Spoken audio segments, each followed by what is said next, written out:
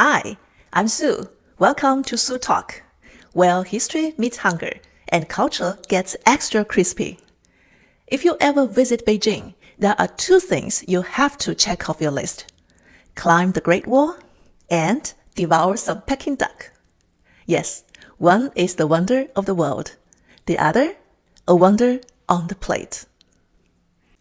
In every Chinatown, from New York to Sydney, you'll see it hang golden behind glass, the unofficial cultural mascot of Chinese food. Right now, over 100,000 restaurants serve Peking duck. Some wrap it in pancakes, some turn it into tacos, pizzas, even sushi. From emperors to food courts, this creepy bird has flown far. Let's dig in.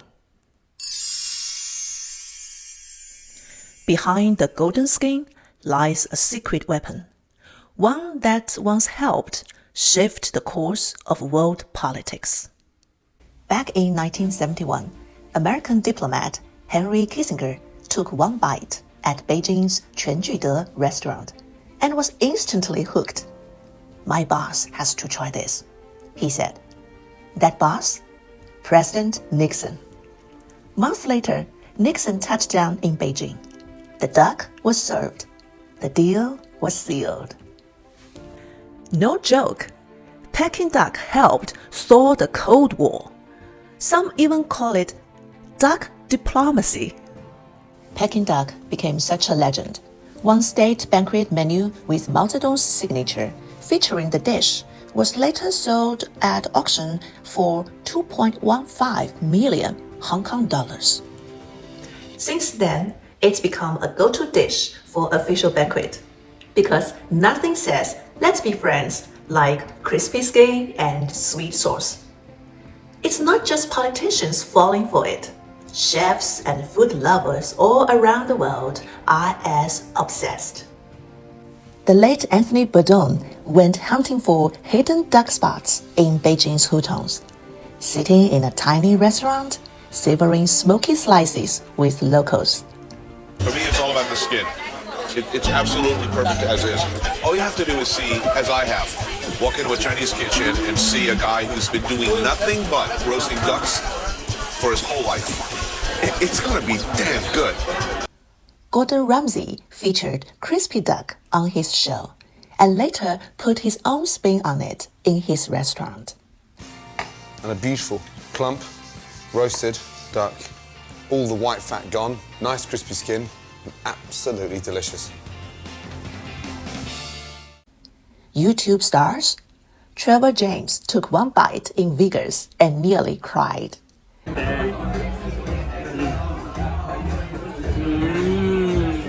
Oh my goodness. And then there's the internet. Every January the 18th, X buzzes with Peking Duck Day as fans share duck dinners from New York to Manila. The story of Peking duck goes way back in the 13th century. During the Mongol-led Yuan dynasty, roasting whole birds was already a thing, but the real glow-up came in the Ming era. Legend claims Marco Polo introduced roast goose from the West, but the Chinese chefs were not that impressed. Nice try, they thought, but our duck is better. Leaner, richer, and built for fire. The duck stole the show. At the time, they used black-feathered lake ducks from Nanjing, small and skinny but tasty. Then came 1420. Emperor Yongle moved China's capital from Nanjing to Beijing. And with that came change. Ships loaded with rice from the south rocked their way up the Grand Canal. Grain spilled. Ducks ate. A new generation of ducks emerged. Well-fed, rounder, and juicier. Farmers doubled down. They started hand-feeding ducks by force, stuffing grain right into their beaks. It sounds intense, but it worked. Over time, these ducks evolved into what we now call the Beijing duck or Peking duck. white feathers, plump bodies, skin like porcelain. Roasted right, it beats the old lake ducks hands down. Fun fact, that chubby cartoon duck you know as Donald, yes, he's modeled after this breed. Great Peking Duck doesn't happen by accident. It's an edible masterpiece, built step by step, with fire, with airflow, and with the science of a duck. First, the duck. Only one breed makes the cut. White-feathered Beijing ducks, raised for exactly 45 to 50 days, until they hit that golden weight of 2.5 to 3 kilograms. Too fat, it's greasy. Too lean, it's dry. A good duck yields 120 paper-thin slices, enough for 3 to 4 people, if they are willing to share. Now the fun begins. The duck is slaughtered and plucked until not a feather remains, leaving the skin smooth and ready for fire. The neck, that stays on, for a reason. That's where chefs insert a tube and blow. Not joking. They literally inflate the duck like a balloon. This separates the skin from the meat, creating an air pocket that lets the skin crisp up without steaming underneath. Some chefs use their breath, others use a bicycle pump. Yes, the kind you would inflate your tires with. Hey, whatever gets the duck crispy. No puff, no crunch. Next, the duck gets a hot water shower. Chefs pour ladle after ladle of boiling water over the skin. The sudden blast of heat makes the skin tighten on the spot, almost like it's shrinking pores, even though ducks don't have them the way humans do. That quick heat shock firms up the surface and sets the stage for maximum crispiness. Then comes the shiny glaze, a mix of maple syrup and vinegar, brushed on like a sweet, sticky varnish. Why maltose? Because it caramelizes slower and more evenly than regular sugar, giving the skin that deep amber glow without burning too fast. It's the secret behind that glassy golden finish you see in the window. Then the duck is hung to dry for at least 8 hours. Some places use fans. The old school masters, they trust time and wind. Finally, fire. The duck is roasted whole, hanging over an open flame fueled by fruit wood, jujube, pear, or peach. It rotates, it browns, it fills the room with that intoxicating smoky scent. Veteran chefs don't rely on timers. They watch for the skin to bubble. They sniff for that caramelized aroma. When it's ready, they know. Some chefs take it a step further. Just before serving, they ladle hot oil over the skin, flash searing it to intensify both the crunch and the sheen. It's not part of the traditional method, but the result? A layer of skin that's audibly crisp, with micro-bubbling that enhances both texture and aroma. There's also a rare, almost extinct technique, the steam roast method. Rather than stopping at air inflation, the chef adds another layer of precision to the process. After removing the internal organs through a small slit, the chef inserts a short piece of sorghum stalk into the duck's body, a natural funnel of sorts, and pours in hot water, filling the cavity nearly to the top. Once it hits the open flame, the water inside begins to boil, generating the steam that cooks the duck from the inside, while the fire roasts the skin from the outside. The result? Paper-thin skin and juicy meat. But it's high risk. Too much water, the duck will explode. One leak, the whole roast will be ruined. So most chefs will stick with the safer, blow it up and hang it dry approach. For those who have mastered it, wow, the steam roasting method is the stuff of legend, always respected. And once it's crispy and glistening, the real question is, how do you eat it? Back in the day, Peking duck was royal food, served in palaces, reserved for emperors. These days, it's still a VIP dish, just served with pancakes instead of politics. The classic setup is iconic. Thin slices of duck, sweet bean sauce, scallions, and cucumber, all wrapped in a soft mandarin pancake. But don't let the name fool you. This isn't your Sunday morning flapjack. It's a leavened wheat pancake, first seared on a hot griddle, then steamed to perfection, warm, pillowy, and paper thin, with just enough chew to hold the magic together. It's crispy, savory, sweet, and fresh, all in one bite. Western diners often freeze when the Peking duck arrives. What's this translucent thing? Some think it's a napkin. Others, a fancy edible placemat? But no, this humble pancake is your flavor delivery system. Don't sleep on it. Wrap it, roll it, devour it. But that's just one way to eat it. The duck is versatile, and Chinese foodies love to remix. Some ditch the pancake and use round buns, folded over like little pockets, warm, airy, and perfect for duck stuffing.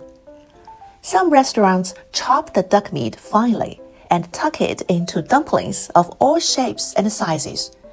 Some sealed tight, some left open like little edible cups. Others borrow a trick from the West.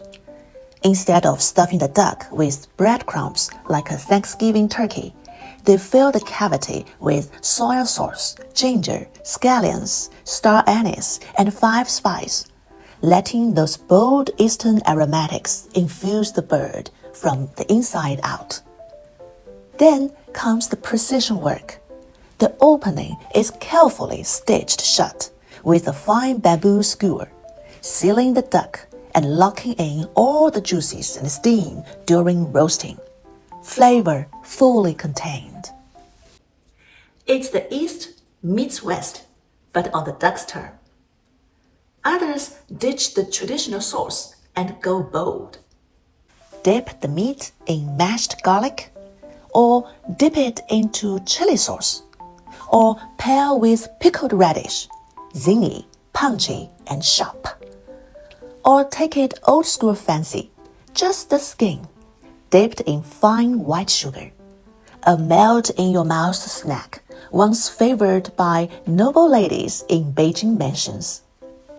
In some upscale restaurants, chefs are now serving Peking duck sushi. There's no seaweed inside. Instead, a shimmering strip of roasted duck skin takes center stage, wrapping around a compact pillow of warm vinegared rice. The skin is lacquered with a glossy soya-based reduction, caramelized just enough to stick and seduce. Each piece is assembled with the precision of a sushi master and the drama of a Chinese banquet. It's elegant, deliberate, and utterly indulgent. A one-bite fusion of Chinese file and Japanese finesse. It sounds like culinary chaos, but somehow it's magic. Or skip the extras, just eat it straight. Let the duck speak for itself. You see, most Chinese dishes are blends. Ingredients chopped, mixed, cooked together. It's all about fusion and flow. For Western diners used to seeing clear boundaries on their plate, this can seem mysterious. As one British tabloid once joked, Chinese food is the most confusing cuisine in the world because you never really know what you are eating. But not with Peking duck. This is one bird that shows up whole, crisp, and proud. Once you start slicing, the possibilities are endless. Yes, the duck may be old school, but the ways to eat it, totally freestyle. Once an imperial treat, Peking duck is now everywhere, from Michelin-starred table to Costco's freezer aisle. Let's talk high-end first. In London's Michelin-rated Hakkasan, a whole roast duck topped with caviar will set you back £190. Upgrade to the premium roll, that's £320, nearly $400 for a duck. In Vegas, top-tier Chinese restaurants pair duck with champagne and hand you a tiny spoon of roe for that "I've made it" feeling. But you don't need a black card to get crispy. On Tmall, that's China's version of Amazon, you can order a pre-roasted dadong duck ready for your air fryer. Dadong is a modern Peking duck brand known for leaner, lighter ducks and creative pairings. Think blueberry sauce. Even Costco joined the party once, selling a half-duck kit with sauce and pancakes for just 26 Canadian dollars. In New York, Chef Franklin Becker fused Peking duck with French confit and Mexican tortillas to create the ultimate global wrap. On social media, duck freestyle is now a thing. People tuck it into burgers, build pizzas around it. I have to say, nothing beats a bowl of duck noodle soup on a cold day. You've got springy noodles, crunchy bean sprouts, a handful of fresh veggies, and right on top, freshly sliced duck, still warm from the roast. Then comes the grand finale, a ladle of rich duck bone broth, poured hot and fragrant, like a warm hug in a bowl. Steamy and seriously satisfying. And the slicing? That's a performance all its own. At Quanjude, Beijing's most iconic duck restaurant, founded in 1864, master carvers can turn a single duck into over 100 slices, each one perfectly balanced with skin, fat, and meat. The world record? That's 160 slices, so thin you could read a love letter through them. In Spain, elite ham slicers like Florencio Sanquidran charge thousands to carve Iberian ham live at VIP events. He's world famous, sharp as a blade, and can spend hours perfecting a single cut. But in China, duck slicing is just as serious, maybe even more. At Quanjude, carving isn't a luxury add-on. It's included with the duck, free of charge. But don't let that price fool you. The skill is next level. One carver sliced 80 perfect pieces in under 1 minute.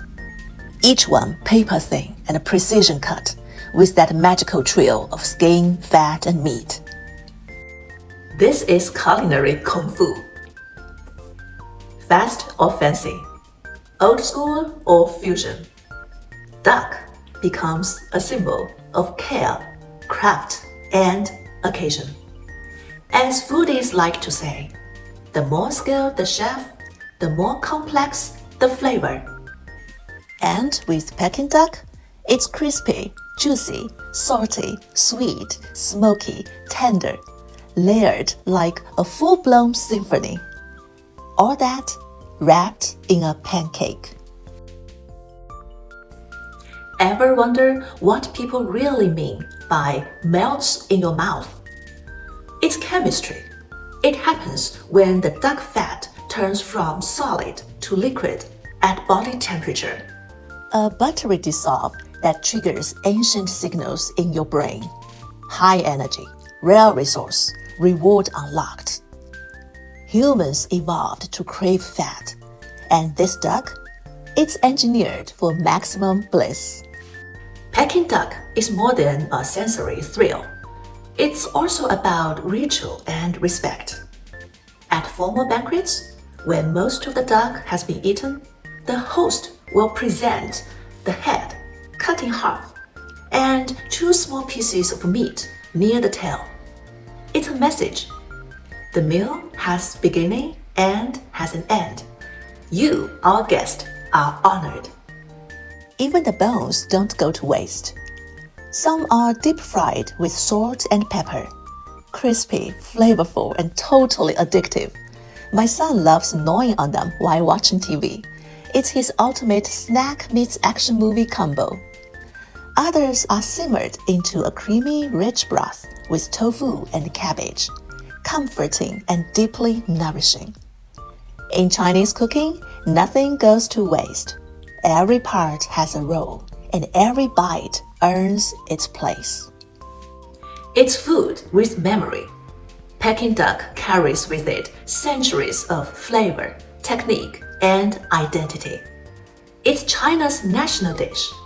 It's a one bite-sized piece of Chinese civilization. Have you tried Peking duck? Was it a classic wrap, or a sushi twist, or something totally out there? Share your duck story below. I'm starving. Thank you for watching. Until next time.